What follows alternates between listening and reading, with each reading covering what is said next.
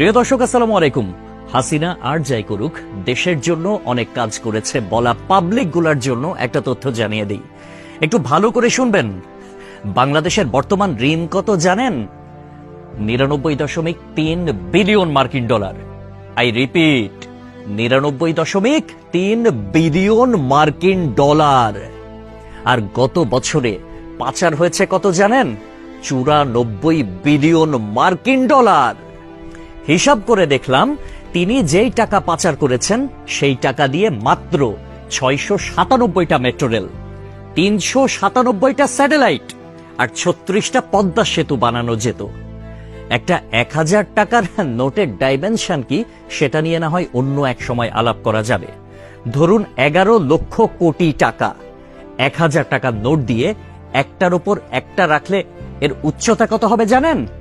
750.5 kilometre. বাংলাদেশের সর্বোচ্চ উচ্চতার পাহাড়ের উচ্চতা কত? 1063 মিটার।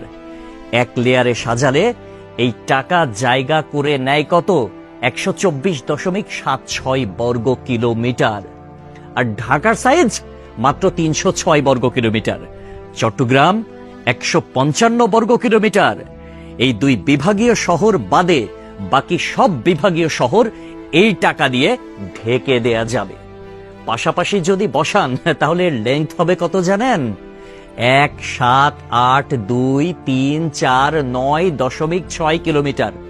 এক কথায় আমি সংখ্যাটা বলতে পারলাম না, আপনারা একটু ক্যালকুলেটরে হিসেব করে নেবেন, মানে ক্যালকুলেটরেও ধরবে বলে মনে হয় না। পৃথিবীর পরিধি কত? 40,000 কিলোমিটার।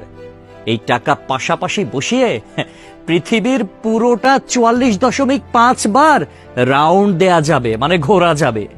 কেউ যদি হাসিনার উন্নতির হিসাব দিতে আসে, তাহলে তাকে হাতে কলমে এই হিসাবটা বুঝিয়ে দেওয়া আপনার, আমার, আমাদের সকলের দায়িত্ব। মেট্রো রেল বন্ধ হয়ে গিয়েছে দুর্বৃত্তের হামলায়। এটা ঠিক করতে 1 বছর সময় লেগে যেতে পারে, ন্যূনতম, মানে কমপক্ষে 1 বছর সময় লাগবে এটা বলা হয়েছিল। এটা ঠিক করতে বাজেট ধরা হয়েছিল 300 কোটি টাকা।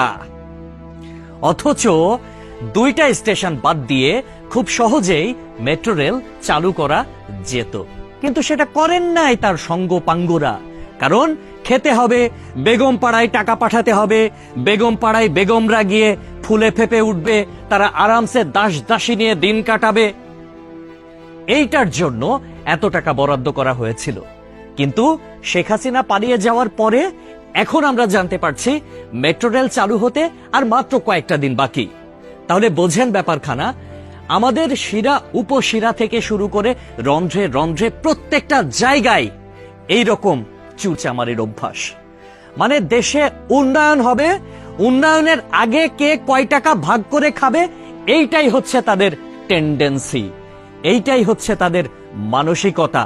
পদ্মা সেতু হয়েছে কত টাকায় আপনারা সবাই ভালো করে জানেন।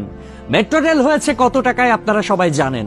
এলিভেটেড এক্সপ্রেস ওয়ের হিসাবটাও একটু গুগল করলে জানতে পারবেন।